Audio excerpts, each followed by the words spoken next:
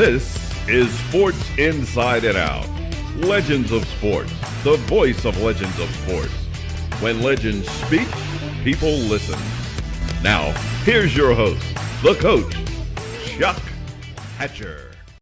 All right, welcome back to Aaron's Hour. First of all, let me thank all of our sponsors that you hear throughout the show. Of course, Sky 4, Miliari Group, Peace, Love, and Little Donuts. You just heard from them. Comfort Care, Home Care, Virginia Beach. Of course, Tidewater Community College. From here, grow anywhere. Different Strokes, 757. All your handyman needs from floor to ceiling, from inside and out. Coastal Aesthetics, 757. Men, if you got some problems in the bedroom, Dr. Mars can help you. And I think that just about does it. No, that's not correct. See, I got to do a live read. Coach's appearance, I just was informed that Bob Beamer has connected. We'll get him in here in a second. We're still hoping for John. But these gentlemen, they are here courtesy of Baker's Home.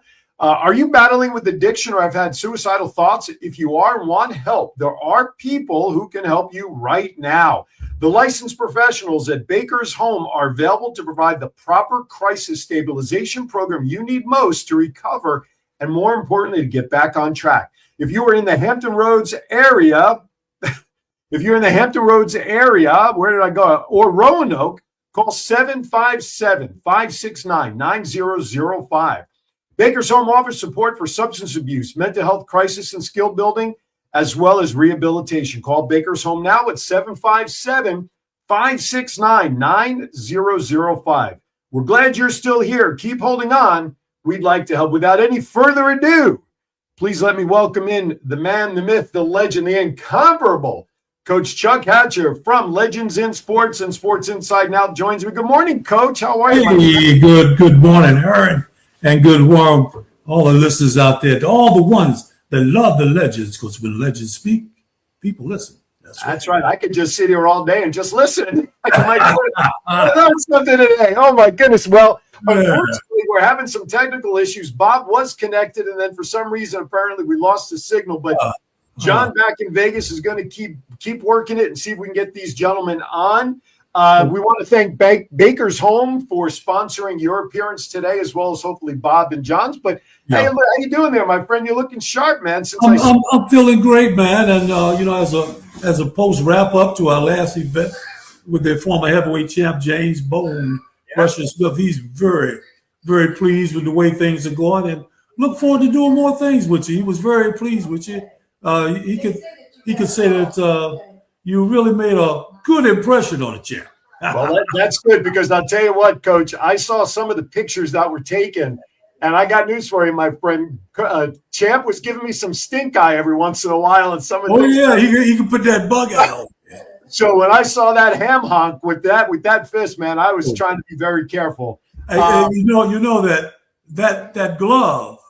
Yes. In any space, he's one of the only heavyweight boxers, with that certified licensed glove that had a problem getting his fist into it. So it shows you our impact that he could hit so hard, because it was almost like putting brass knuckles on for him. I'm telling you. Let's listen. I would have loved to have had him on my back on my six if I was stuck in an alley, but I wouldn't want to be across from him in an alley. You know what I'm saying? Yeah. So. All right, we are here today to share Black History Month, in the month of February, of course, and I know it's the last day of the month. But allow me to read. Hopefully, we'll talk about our guests, and we'll talk about Bob. We'll talk about John and their impact on culture and the Olympics and all of that in a moment.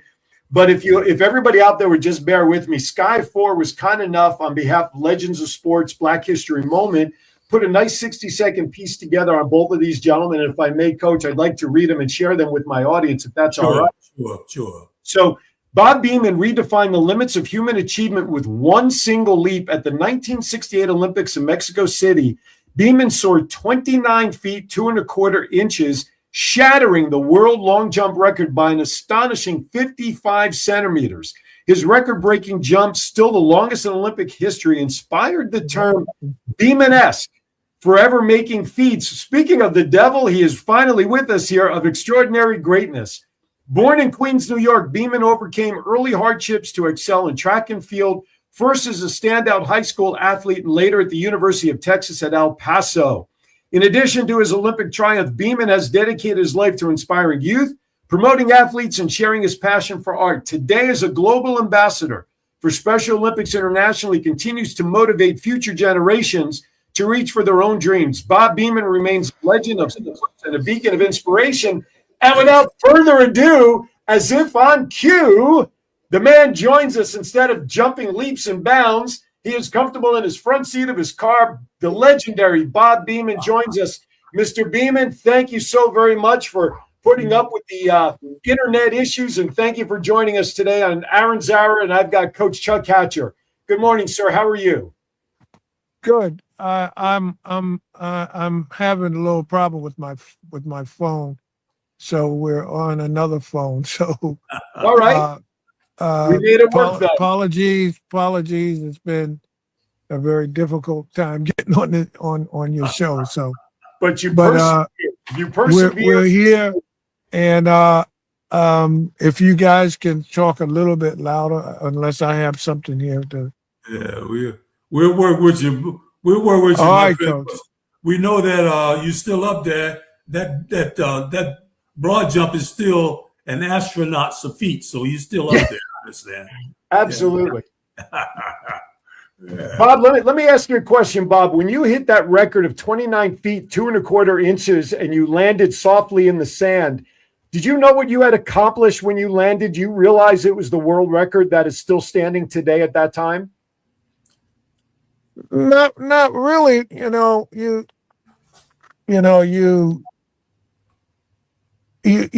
only look at breaking. You're not even looking at breaking a record. You're looking at winning a gold medal. There's Sure. two different things going on. A lot of times people go in, thinking about the gold medal or thinking about breaking a world record. You have to just compete to win. It's like I don't think about the gold medal, but what I do think about is winning. If it takes 6 jumps to win, I'm going to take 6 jumps to win. If I'm going to take 10 jumps to win, it's all about competition. You can't break any. Don't think about breaking records, but if the records do come, we're truly blessed that we have all of these things incorporated into one. Right. That's like breaking the records, like icing on the cake at that point, right? When you realize absolutely. I mean, 58 years later, there's an old saying about records, and I know Coach we all will. Records are made to be broken, but here we are, some 58 years later, and that record is still yours. And because of that, you're in the Hall of Fame next to another legendary guy, Jesse Owens. I mean, who, like you said, you just went out to compete on the world stage, and here you are, gold medalist, a record still standing. That still has to feel wonderful, doesn't it? I mean, 58 years later, and you're still the precipice of what people are trying to achieve. Right. And I'm only 65 years old, and I'm still, it goes together like a horse and carriage, so. But to get to the years that this record has been around, and to acknowledge, I mean, to truly acknowledge that I have stayed there for 58 years is quite an accomplishment, and I think that's why they coined this term after me, Beamon-esque, and it's in Webster's dictionary, and it describes my feat as extraordinary. And so I'm actually just as proud and maybe even more proud that they put me in the dictionary. And I tell people that I probably only read 10 books in my life, and I've only been to the library one time. I'm just saying it is just really truly a blessing. Really. I love it. So I looked up Beamon-esque online and how they have it defined. From Beamon plus the word esque, after American athlete Bob Beamon, born in 19, who spectacularly broke the long jump world record by nearly 2 feet. And it reads as follows: Beamon-esque, it's an adjective, of course, Beamon-esque, comparative more, of a sporting achievement, quote, spectacular, or the word remarkable. That's how Beamon-esque is defined in the dictionary. Let's add a little bit more to it. Okay. Let's put down out of sight. Okay. I think you should get a gold dictionary to go on. Hey, coach. That's what we used back in the '60s. Out of sight. Out of sight. That's right. Uptight, out of sight. Hey, listen, Aaron and the listeners. All the appearances we've been doing with Bob over all these years, all over. This guy has been a precipice in the legends, because people have realized that Bob Beamon was actually drafted by the Phoenix Suns in basketball. Yeah, I saw that in his bio. And the cat can play jumps and Bob. I would tell you, I gotta get it about this. Every year we were invited to the Wounded Warrior Games in Colorado Springs at the Olympic camp, and of course University of the Air Force. And it was a big thing, because when they found out Bob was coming, man, all these guys said, "Oh my gracious, Bob is coming." So I'm saying Air Force is appropriate for him. So I'm just joking around with him. So his signature, of course, is the long jump. Sure. Thing. And you see how high it was. He's over somebody's head. Yeah. So he's up there. So I kept saying, "Hey, Bob, when you coming down?" And we started kidding around, and so he said, "Now we had the Air Force, we're astronauts, right?" So the guy said, "Wait a minute, he's an astronaut. Let's go ahead and redo this whole classification of this guy. Is that he's our mascot at the Air Force because he could hit up our astronaut force. He's still in orbit." So it came down to it. So I go there every time we do an appearance or a show anywhere. First thing I say, first of all, we're waiting for him to land. And he's been up there for 55 years plus. And we're waiting to see him now. Bob, when are you coming back down? So it's been something that's been going. And now he is really the epitome of a trifactor athlete, because people don't realize that his abilities go far beyond just one sport, that he is truly a really ambassador in about 3 sports, and of course the type of person that can walk through the Pentagon. Now, we're the only group of guys that have ever been in the bottom of the Pentagon. Oh my goodness. Bob Beamon was with us, and he is a personal friend of one of the highest ranking generals in the Joint Chiefs of Staff, Brigadier General Dwayne Williams. He was the commander of West Point, but now he's the head of the European Command for the United States Army. So, this guy's Bob's very, very good, and he's a tremendous, not only legend, but he represents an ambassadorial type of situation for America, the African diaspora, and sports at large. Yeah. Absolutely. Gentlemen, I'm at the bottom of the hour. I have to take a quick break today because we got a lot of everybody was jumping in today to make sure that we run their spots because of our guests. So I've got to get everybody in. Yeah. I want when we come back, Bob, I'm going to ask you about the saying under the brim of your hat. And then I know Coach wants to reflect on during the time back in '68 during the Olympics. Everybody, you are watching Aaron Zara. We are celebrating Black History Month with the legendary. Bob. But I gotta tell you, man, about my career in music, man. I'm popping, man. Yeah. I'm getting out, man. I'm rocking and rolling, man. What you talking about? We'll cover it all. You're watching Aaron Zara. Bob and Coach are going to take over the show. I'm going to go grab a nap for the next 30 minutes. Sometimes I'd like to smack old age right in the kisser. Ow! I always get the best parking spot. I think she needs a little more help. Monday? What I really need is a boyfriend that can drive at night. I can make a fashion statement out of anything. I will be fabulous.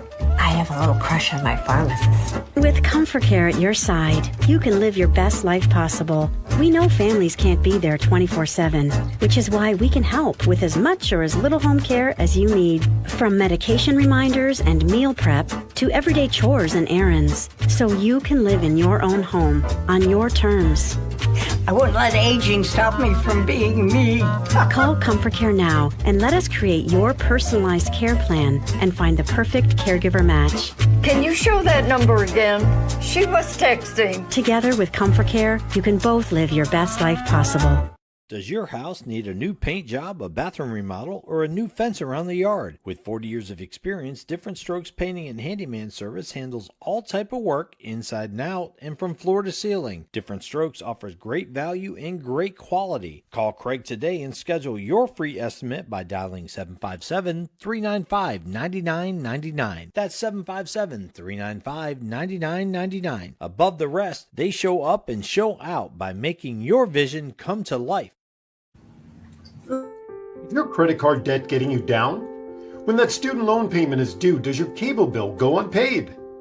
Are you ready to throw in the towel because you do not know how to financially survive? The Miliari Group is ready to educate you on how to get out from under the pile of debt and retire as a tax-free millionaire. They eliminate student and credit card debt and help families set their kids up for success. For more information, call 956-532-2349 or email williamsastria961@gmail.com or scan the QR code to meet with us. The first 100 calls will receive a free will. So, call 956-532-2349 or scan the QR code now and learn how to become the millionaire you always dreamed to be. All right, welcome back to Aaron's Hour with Aaron Phillips, and I've got Coach Chuck Hatcher and the great Bob Beamon is with us. John, can you quickly put that flyer up real quickly? This is a little self-promotion, gentlemen. On March 23rd and 24th, I will be hosting a podcast seminar. I will be instructing people on how to interview guests, communicate, handle objections, prospect for advertisers, and for that matter, improve self-confidence. There's a QR code right there on the flyer. I'm only offering it for $199. It is 2 half-hour days. March 23rd from 1 to 4 and March 24th from 10 a.m. to 1 p.m. at Gather Co-working Studios in the heart of Virginia Beach. My number is right there on the flyer. You can email me as well. All right. So come join me. All right. So we have Bob Beamon with us. We have Coach Chuck Hatcher. Now, Bob has a gold medal, still has a record. He's got a word in the dictionary, but he also didn't share with us, Coach. He's got a street named after him in El Paso, Texas, also. A street name after him. I don't know what to do with it, man. I'm going to tell you, every time I turn around, he's getting ready to get a Grammy, messing around in the entertainment. The guy is a first-class Congo player on one of the upcoming great jazz, I would say, groups in the country. And he's on tour. He's done so much things. He's out there more than Spider-Man. Oh my God! Oh my gosh! So talk about it, Bob. You're musically inclined too.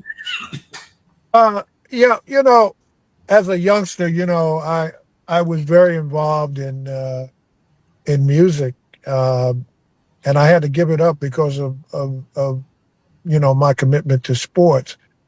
But it always lingered in my mind that I had to, there was something that was missing. I had not finished, and thanks to my family members, many of them are artists themselves in music.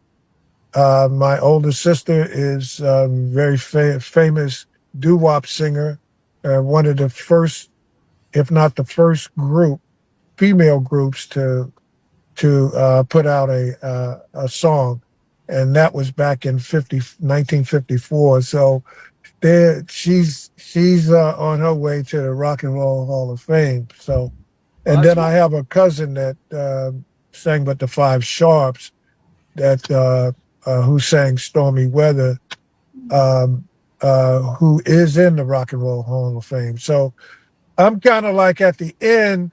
And so I'm kind of like saying, I got to do something where something that I love, and it came up that I talked to my cousin. He said, "Man, why don't you come back and play the drums with us?" And I said, "That's going to be a long shot, but I got to work out and try." And I use the same kind of tactics or the same kind of training methods, in a sense, mentally, to get myself back into the mindset of music drumming. It's a difference between listening to it and actually playing it. So I finally got myself together, and my cousin and them were making an album.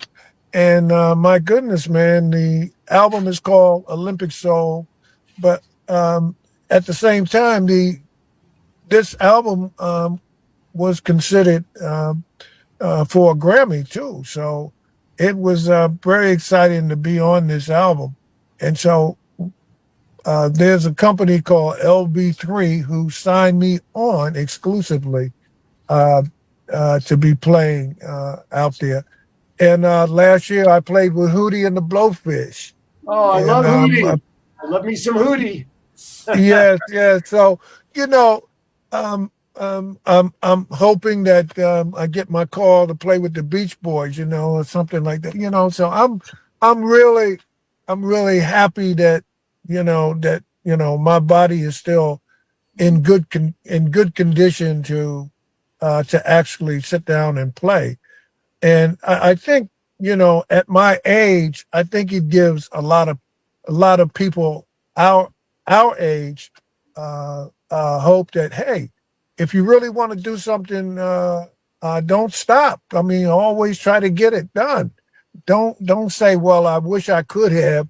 No, go on and get it done. So I want to tell you that I was saying I wish I could, but then I put it in action. So I'm just saying, for those that are coming up and they want to do something, do it. Don't stop. Always go for the goal. Right on. I want to remind everybody that Coach Hatcher and Bob Beamon today is sponsored by Baker Home. They offer short and long-term housing and residential solutions to adults experiencing substance abuse and behavioral issues. If you or someone you know needs support, call 757-569-9005. That's 757-569-9005. The phone number right now is scrolling at the bottom of the screen, so you can jot that down. If you miss it after 1 p.m., just go right back to the WVBV TV Facebook page, pull up the video, you can grab the phone number there. We want to thank Bankers Home for doing that. Yeah. All right, Coach, shall we transition and let's talk about the Olympics of '68 a little bit with Bob? Absolutely. Good, Coach. Anything specifically you would like to talk about in '68? I'll leave that to Coach. The specialness of the '68 Olympics was probably within this century voted the greatest and highest viewed Olympics in history, and also not just because of the controversy and excitement and the time of the generation. A lot of people contributed so much to it. That was the Olympics that I was in Olympic trials for in '68. So that was a monstrous avenue for it. I was in the Olympic trials with the likes of Earl Monroe and Charlie Scott, who made it, JoJo White that made it. And my position, of course, Mike Barrett, you can only have one or two servicemen. During that time, Bob, we had to have two, on each Olympic basketball team, you had to have two servicemen. Dan Sullivan, Lieutenant Dan Sullivan, and I was in contention for the other spot with a dear friend, Mike Barrett, who went on and had a great career in the ABA with me. And I didn't make it, but I got there and I was able to be a part of the Olympic experience to that great degree. But when we went into it, and of course, Kareem decided to protest that year, it was so much pressure in Mexico at that particular time, man. And it was probably the most camaraderized, what you call fraternity of brothers in the history of the games. And Bob took the initiative, and it's a great story in there with him and John Carlos that everybody in the Olympic community had to wrap around because these guys took, I would definitely say, the template of proxy to raise not just the issues, but raise the element of what the camaraderizing and ambassadorial representation of the Olympics meant for everyone in the world. More appreciated over in Europe and in Asia than in the US. Very interesting. But these guys do more travel in the Asian and European corridor than any other persons in the Olympic doing their tenure. They're constantly over in Europe and Asia and getting these great salutations and celebratories. But when they come back, they still push just as hard. This is truly a camaraderized, what you call fraternity of legends that we cross over in every sport. And these are the type of guys that exemplify the zenith of what we do with the legends of sports and what we can do. If legends speak, people listen. We know how and what to do to bring back the impact of what people who have experience can do for the future. So I got to leave the rest to. There's a lot of stories out there, but I'm quite sure Bob has got some real caveats. You know what I mean? Yeah. Yeah. Bob, before we move forward, someone in the chat room just jumped in, a dear friend of mine and former professional athlete, and should be in the NFL Hall of Fame.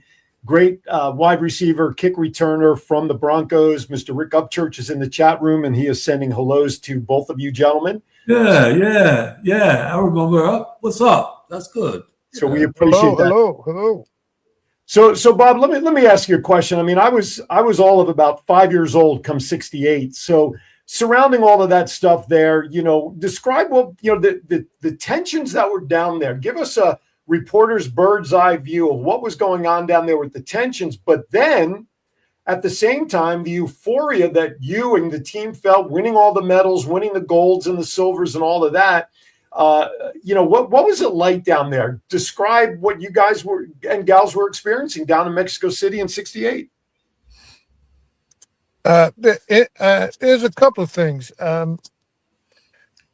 If we really start thinking about, this the Olympics and the years, the Jesse Owenses, the Ralph Metcalfs, the Wilma Rudolphs, the Ralph Bostons, that came before me.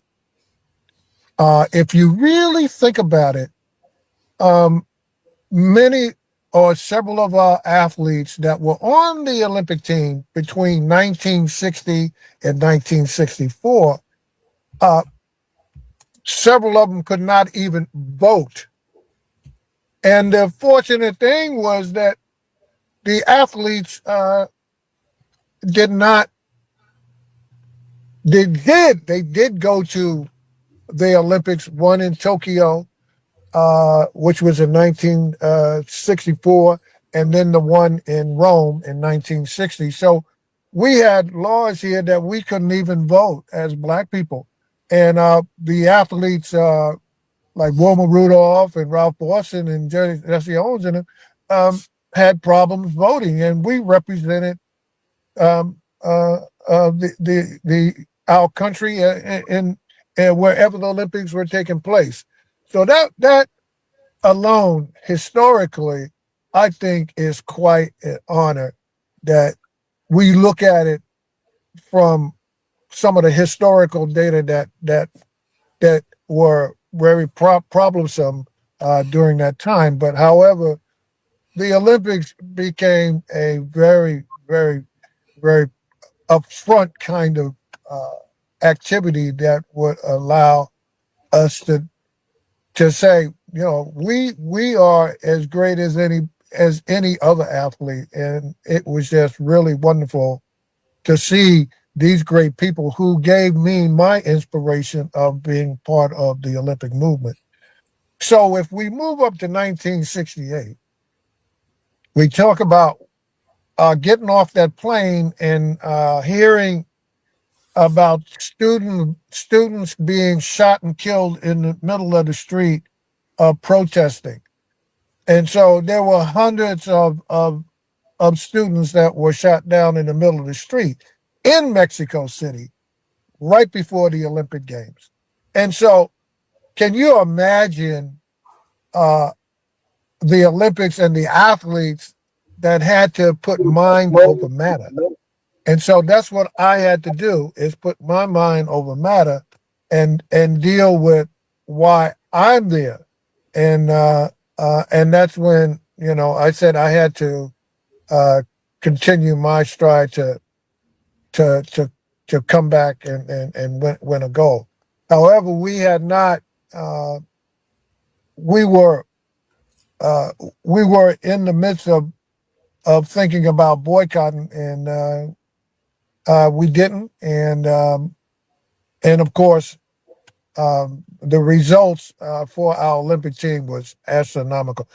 I mean, we won just about every event in track and field, and of course, basketball. We had some of the great guys that Coach was talking about,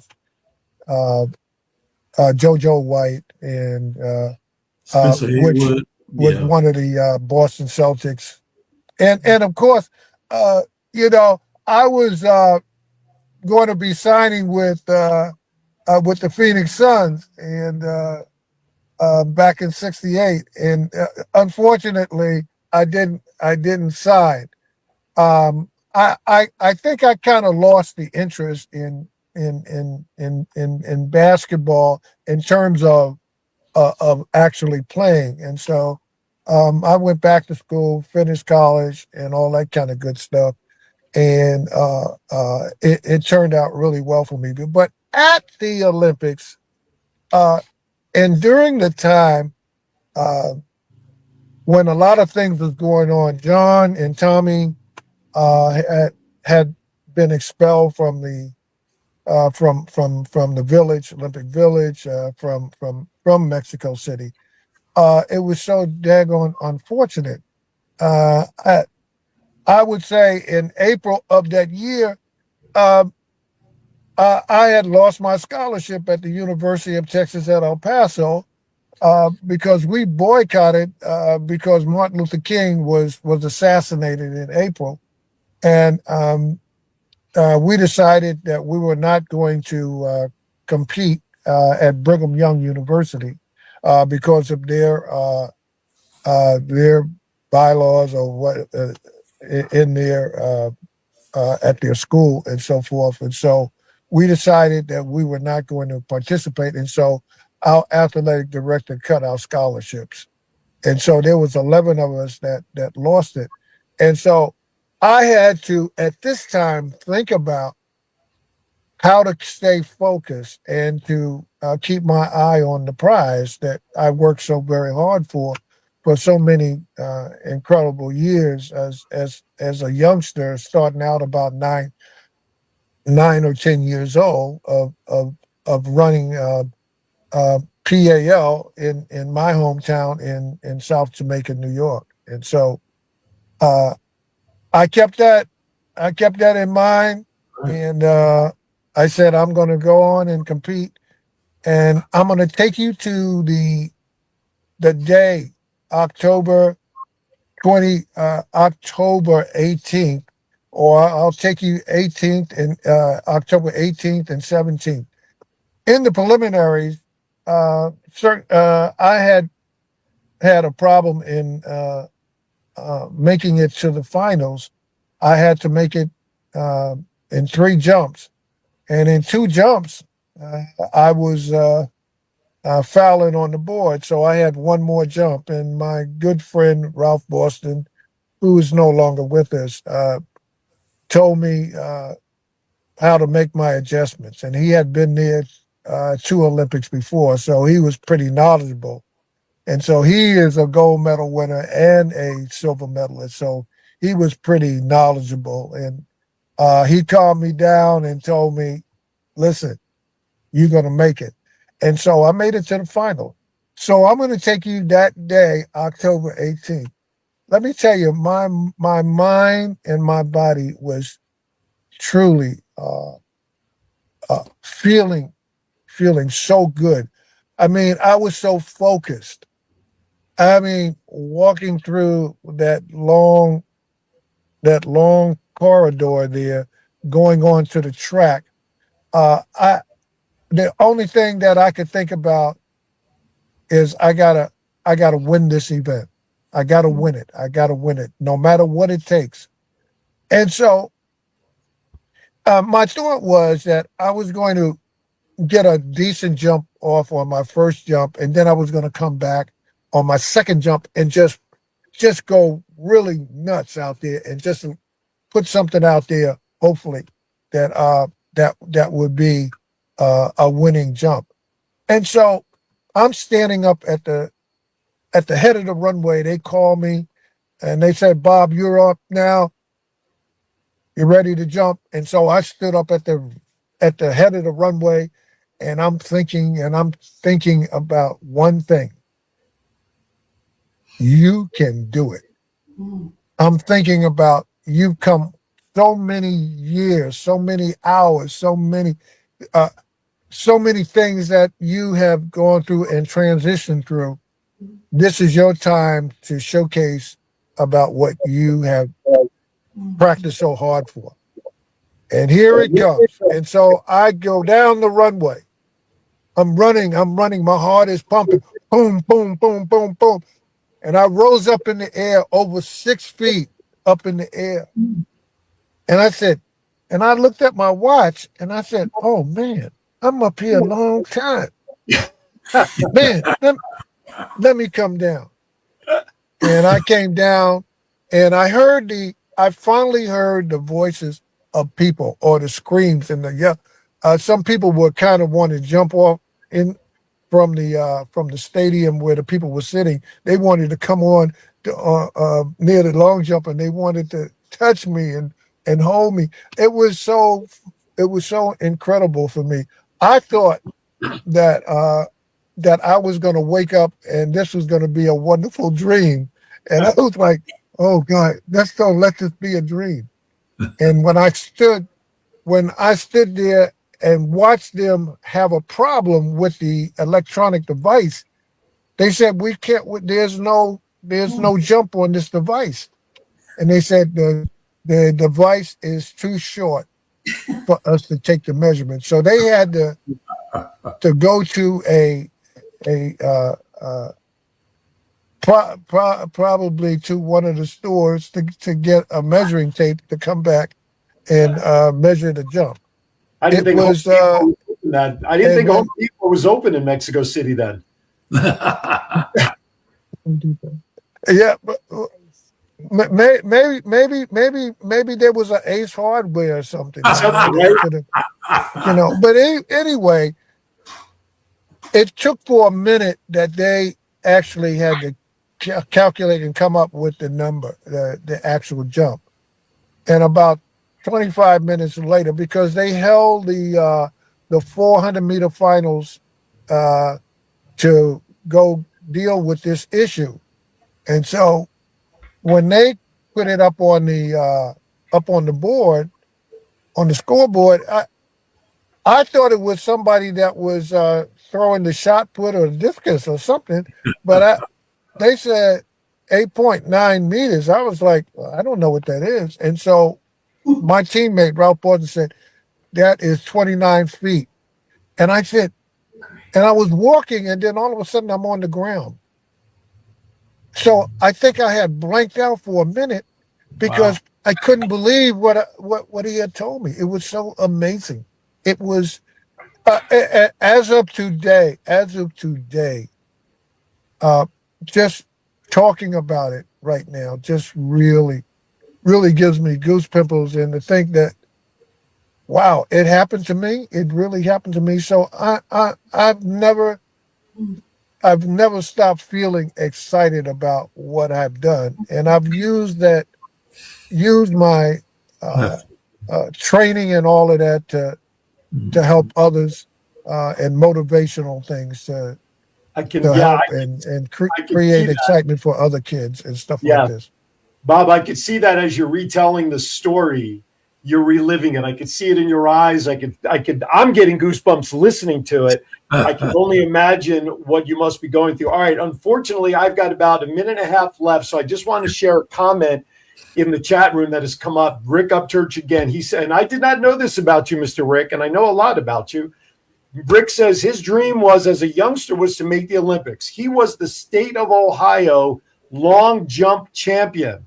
Thanks for sharing your story. He then says he remembers the Olympics in '68, how inspiring you and the team were to all of the young athletes. And again, he recaps his comment by simply saying, unbelievable leap. Wow. So you've inspired a young Rick Upchurch, Bob, and your story of basically what Nike comes out and says now with Just Do It is basically your story. You believed in yourself. Just go out there and do it. Don't allow the naysayers to say otherwise. Coach, with John Carlos having connection issues, I would dare say that you and I need to replan, even if we pre-record something. We will. As a matter of fact, I think we're going to have both John Carlos and Bob Beamon coming in possibly in May. Okay. In the time. Hey, Coach, I don't know who John Carlos is. What does he do? What is he? Is he a businessman? Is he a businessman? Is he? Well, he's a guy. Hey, Bob. He's a guy out of Harlem, New York. Does this remind you who he was? Yes. John, go to your room, John. He's from Harlem, New York, and he throws a pretty good left hook. Yeah. Absolutely. Well, listen, you know, a 1 hour, 45-minute, 1 hour interview show doesn't do the entire experience justice whatsoever. But Bob, sharing your experience, being part of history, Black history or otherwise, you're part of history, period. Right. White, black, purple, yellow, green, it doesn't matter.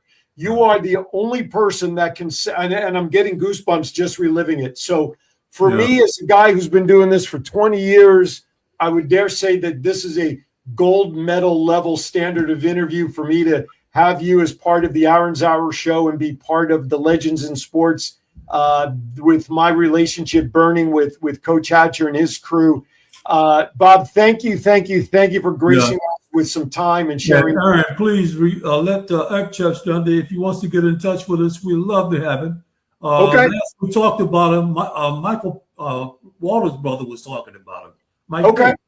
So it's all right. Good to hear from him. I want you guys to have a Beamon-esque day, okay? I want you guys to have a Beamon-esque day. Love it. Listen, do you have shirts? Do you have shirts or hats that say that, Bob? We certainly do. We certainly do.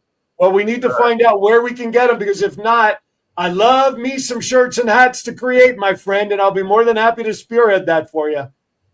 Okay, now. All right, Bob. Coach, as always, thank you very much. Rick, I will make the connection. Rick, I will make the connection with you and Coach Hatcher so we can get everybody together. Gentlemen, thank you so much for making my Saturday one of extraordinary experience. It was a Beamon-esque interview. It was a Beamon-esque show. It was a Beamon-esque experience. Coach, I'll talk to you during the week. Bob, I'm sure we'll talk again. Everybody, thank you very much. Go enjoy your Saturday, everybody. Thank you for watching. As always, be kind to everybody. Why? We're all we have. Thank you for watching Aaron's Hour. 30 minutes. The voice is 757 Sky 4. 12:30 local time here, East Coast. Monday, look for it on the Facebook page. Thank you for watching, everybody. Have a great Saturday.